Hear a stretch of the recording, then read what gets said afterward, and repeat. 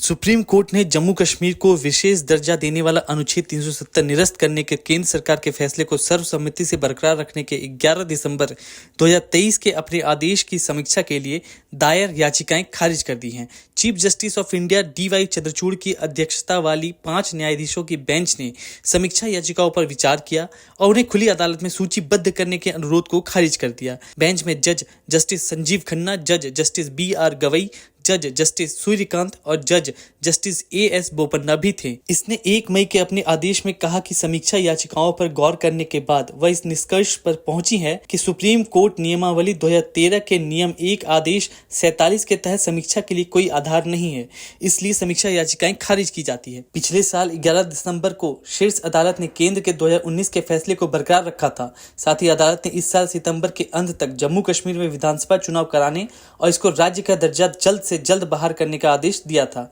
इसमें अनुच्छेद 370 को हटाकर जम्मू कश्मीर का विशेष दर्जा समाप्त करने का फैसला किया गया था। जस्टिस कौल 25 दिसंबर 2023 को रिटायर हुए। इसके बाद जस्टिस बोपन्ना सहित एक पुनर्गठित पीठ ने समीक्षा याचिकाओं पर फैसला किया।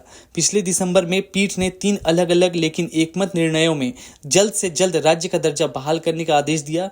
केंद्र शासित प्रदेश जम्मू कश्मीर में विधानसभा चुनाव कराने के लिए 30 सितंबर 2024 की समय सीमा तय की थी। साथ ही तत्कालीन राज्य से लद्दाख को केंद्र शासित प्रदेश बनाने के केंद्र के फैसले की वैधता को भी बरकरार रखा था। 2019 में राज्य को जम्मू कश्मीर और लद्दाख के केंद्र शासित प्रदेशों में पुनर्गठित करने के मामले में पीठ ने इस तर्क को खारिज कर दिया कि अनुच्छेद 3 के तहत इसके लिए विधेयक केवल राज्य विधानमंडल की सहमति से ही पेश किया जा सकता है।